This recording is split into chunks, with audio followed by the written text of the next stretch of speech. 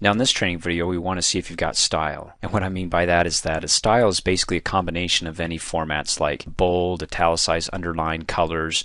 So for example, I can go ahead and click in this cell and take a glance over here on the Home tab over in the Styles group and click on the styles to see in the gallery here what type of built-in styles that Excel already has. You can say that this is bad. You can see the moment I hover over it, it updates the cell over here. Just keep an eye on it as I hover over here. It could be good, it could be neutral. How about an accent color here, a heading? Of course, it doesn't all fit in that cell, so that's why I get pound signs. Maybe something it just says, well, that's pretty good, and I can click on it, automatically applies it. So the style, again, is a combination, and in this case, you can see it's a combination of the color, not only in the fill color, but also the color of the text as well, because when I click off in a blank area, you can see that. Or I can click on it, right-click, and go to Format Cells, and then come to the fill, and there's the fill color here that's selected. Go to the font, and there's the color of the font. So it is a combination, isn't it? So let me go ahead and click cancel. Now if there's something more that you want to add or let's say modify to this style, you can come up here and click on the cell styles and just simply right click on it and you can modify it or delete it. I'm not going to delete it because I do like the defaults here, but I can modify it with the left click and then it gives you a little pop-up and you can include the font or not. If you include it, you can go ahead and click on the format button and then come over here to the fill and say, well, you're no longer green, you're going to be another color, but let's do for font.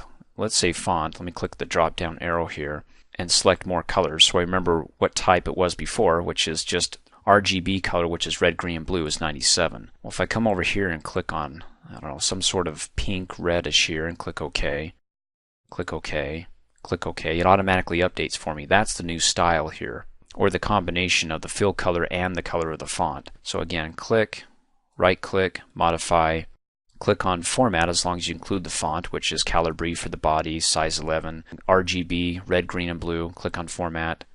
Click on the drop down arrow, go for more colors, and then what I'll do is I'll change it back to 0, tab, 97, tab, 0, tab. Click OK, click OK, click OK. Now I'm back to square one.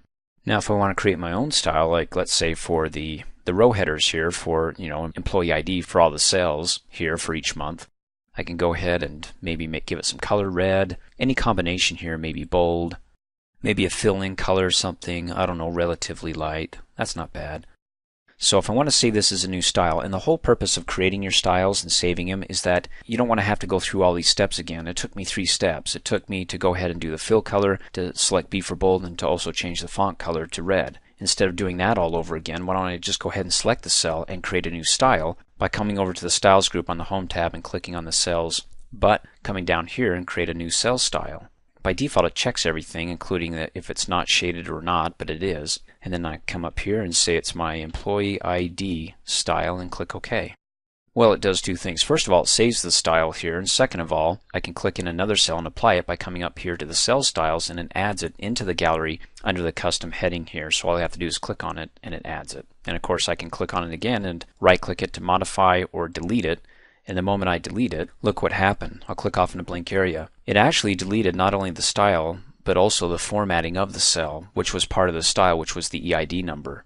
So what I can do is I can click in here, and to get it back is I can click on the paintbrush here and say copy the formatting of this cell and apply it to that, which means copy the custom formatting of that cell, which you recall in the previous training videos we went over number formats, but right click to go down to formats, come to the number tab, and it was this custom style that also got deleted with the style, because remember, when I went ahead and I created the style based upon the formatting of this cell, it not only included the obvious formatting, the shading, the bold of the text, and also the color of the text, it also included the number format, and the number format was a custom format that said go ahead and add EID including the dashes, and that's why it reverted back to nothing, because when I deleted the style, it deleted everything.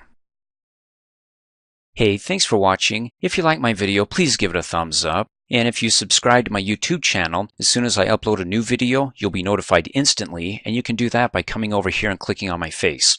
You can also click here to support me, so for $2 a month, you can have access to over 2,700 training videos, all ad-free, and for a few bucks more, you can have access to my exercises, instructor notes, quizzes, certificate of completion, and a whole lot more.